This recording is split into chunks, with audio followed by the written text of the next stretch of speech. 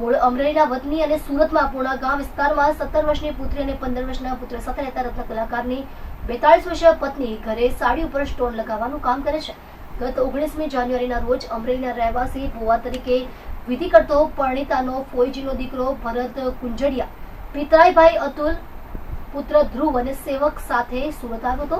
2 દિવસ બાદ તેઓ પરણિતાના પતિને લઈ સંબંધને ત્યાં ગયા હતા. ઘરે પરત ફરતી વખત ભરતે પરણિતાના પતિ પાસે બજારમાંથી ફૂલ લેવડાવ્યા હતા અને ઘરે આવી જમી પરવારી રાત્રે 12:30 કલાકે પરણિતા અને તેના પતિને કહ્યું હતું કે તમારો યોગ પાક્યો છે, તેથી તમારા ભાગ્ય ખુલી ગયા છે. બાદમાં ભરતે વિધિનો સામાન મંગાવી પોતાની પાસેનો સામાન કાઢી વિધિમાં પરણિતા અને તેના પતિને બેસાડી ઘરમાં અંધારું કરાવી મંત્રો બોલવાનું શરૂ કર્યું હતું. ભરતે પરણિતા અને તેના પતિ પાસે પણ મંત્રો બોલાવી તેમની આંખો ઉપર રુદ્રાક્ષ લગાડી બંનેને નિર્વસ્ત્ર થવા માટે કહેતા બંને કપડાં કાઢી નાખ્યા હતા. બાદમાં ભરતે બંનેને પોતાના ખોળામાં બેસાડી હાથ પગ ધોઈ કપડાં પહેરવા કહ્યું હતું, પણ તે અચાનક ધૂણવા લાગ્યો અને પરણિતાના પતિને બહાર મોકલી તેની સાથે અડપલા કરી પોતાનું લિંગ જાગૃત કરાવવા હાથમાં આપી વિધિના ભાગરૂપે બળાત્કાર કર્યો હતો. પરણિતાએ બાદમાં તેને ધક્કો મારી ત્યાંથી ભાગીને લાઇટ ચાલુ કરી પોતાના પતિને અંદર બોલાવ્યા હતા. જોકે ત્યારે ભરતની કરતૂત અંગે તે પતિને પૂરી વાત ન હતી કરી શકી. બાદમાં ભરતે તેમને ભભૂતિ આપી વિધિ પૂર્ણ થઈ છે તેમ કહ્યું અને પરણિતાને જવા કહ્યું હતું.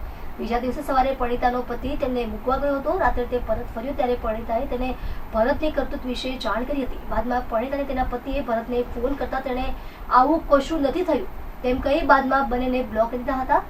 પરણિતા અને તેના પતિએ સંબંધી મારફતે તેને સુરત આવવા કહ્યું હતું, પરંતુ તે બહાના કાઢી આવવાનું ટાળતો રહ્યો. પરણિતાએ ભરતની પત્નીને જાણ કરતા બદનામીના ડરે તેણે આ વાત કોઈને ન કહેવા પરણિતાને વિનંતી કરી હતી. જોકે તારીખ 7મી માર્ચે ભરત ગામના સરપંચ અને શાળા સાથે સુરત આવ્યો હતો. સીમાડા ગામ પટેલ ફળિયામાં એક NGO ખાતે મળ્યો હતો. ત્યારે તેણે પોતાની ભૂલ કબૂલી હતી.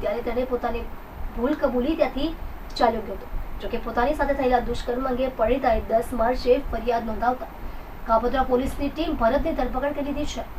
સોશિયલ મીડિયા પર ભરત ભુવાને મોઢામાં ચપ્પલ લેવડાવી માર મારી તેના વાળ કાપતો વિડીયો વાયરલ થયો હતો.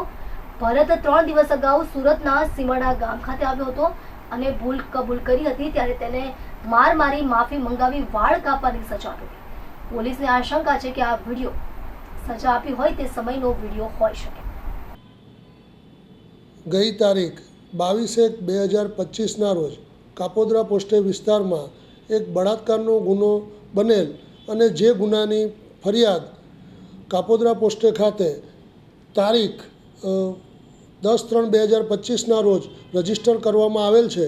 જે ગુનાના કામે હકીકત એવી છે કે આ કામના ભોગ બનનાર અને ફરિયાદી અને આ કામના આરોપી જેઓનું નામ ભરતભાઈ કડવાભાઈ કુંજડિયા રહેવાસી સરખા તાલુકો ધારી જિલ્લે અમરેલીનાઓ જેઓ મામા ફોઈના સગા થતા હોય અને ઉપરોક્ત આરોપી ભુવા તરીકેનું કામ કરતા હોય તેઓએ ધાર્મિક વિધિ કરવાના બાને ભોગ બનનારને રૂમમાં એકલા રાખી તેઓની સાથે બળજબરી કરી અને તેઓની સાથે દુષ્કર્મ આચરેલ હોય જે અનુસંધાને કાપોદ્રા પોલીસ સ્ટેશન ખાતે ગુનો રજીસ્ટર કરવામાં આવેલ અને આ ગુનાની તપાસ point Shri MB અવસુરા Kapodra police સ્ટેશનનાઓ કરી રહેલ છે.